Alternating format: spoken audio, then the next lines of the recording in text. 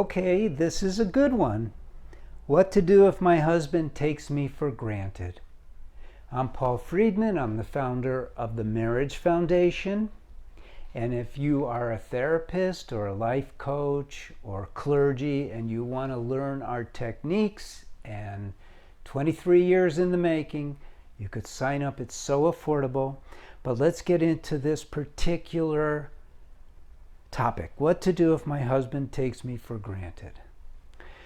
So, why did we get married? Fell in love with your husband, fell in love with your soulmate. That's why almost everybody gets married. You know, you have these oddballs who get married because they want a green card, but we're not here for them. We're here because you fell in love with your soulmate. Your soulmate. They're not someone random who you approved of, and it's not like that. Your heart opened up to them. Their heart opened up to you. But what has happened over time has been that idea, an ideal, has sort of slowly dissipated. Isn't it so? So let's revive that.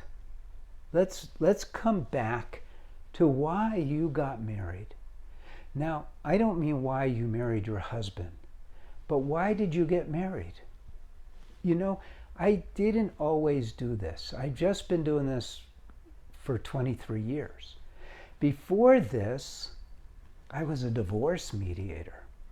And so when a couple asked me to help them with their marriage, because I was a communications expert, great moderator, and I could help them negotiate things, which I thought was all about what marriage counseling was about. But they asked me to help them because they went through marriage counseling and they were coming to me for a divorce. And so I said, okay, let's try it. And I started looking at marriage in a different way. Now, I love marriage counselors because they are social workers. They love people. They do it. They want to help people. But I'm going to be really clear that they don't have any business doing marriage counseling because their approach to it is, let's fix this. Let's find out what's wrong and fix it. Well, life is one thing after another. You're spending your whole time fixing, and that is not why we got married.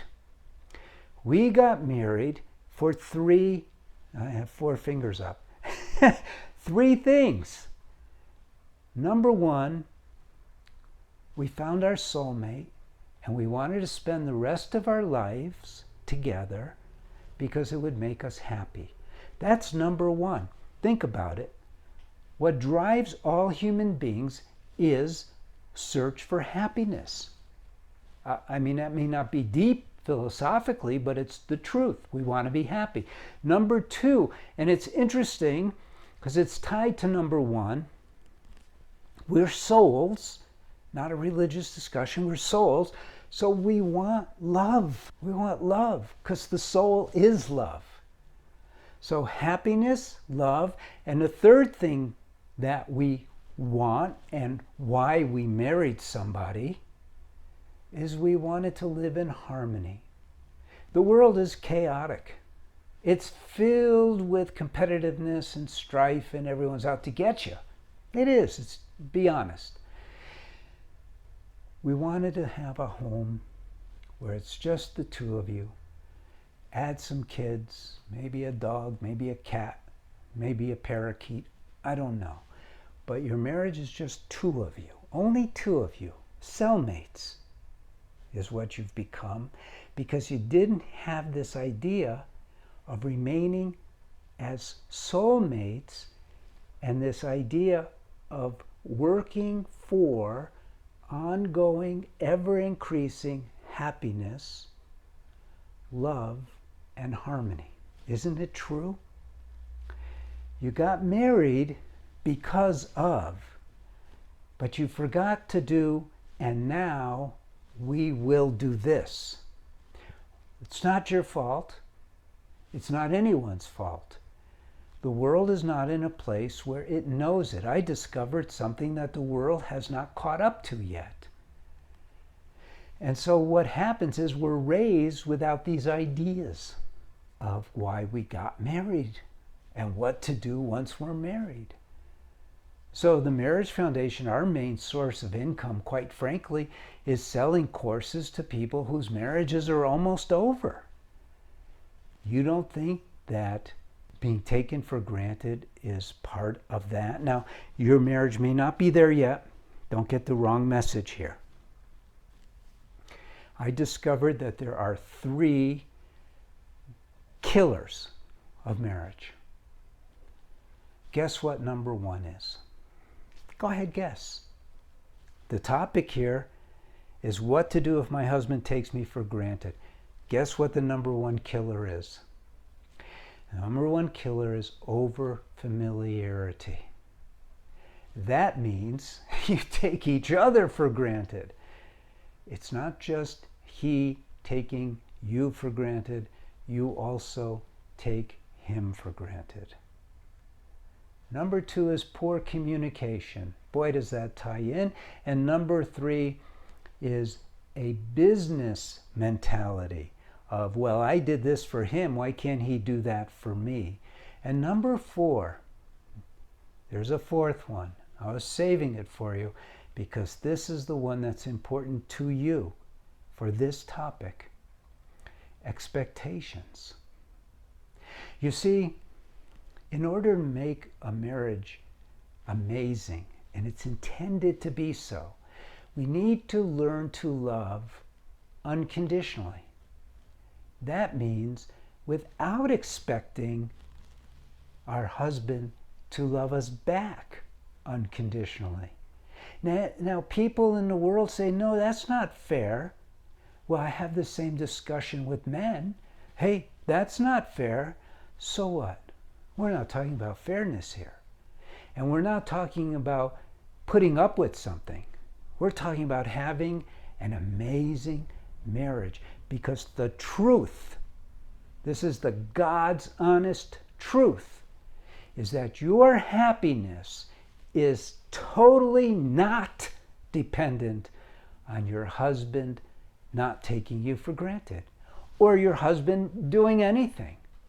Your happiness is 100% based on using your free will and your volition to control the mind, push it out of the way so that the essence of you, which is the soul and love, flourishes, fills you with joy.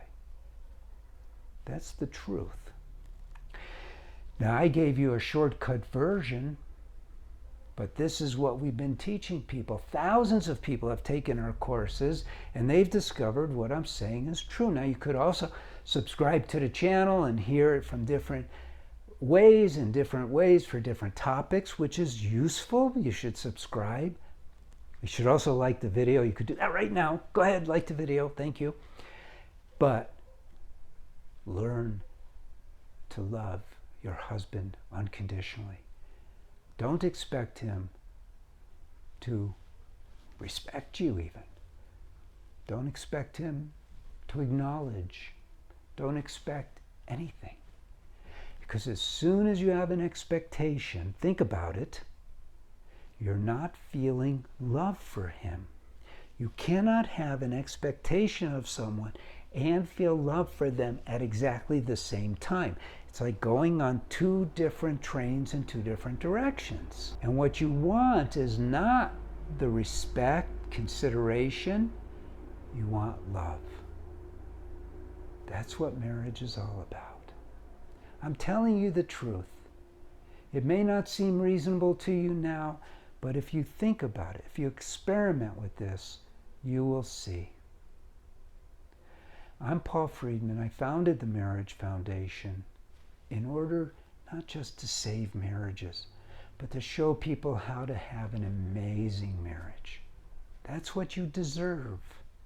And it doesn't come from him not taking you for granted. It doesn't come from him giving you flowers every day.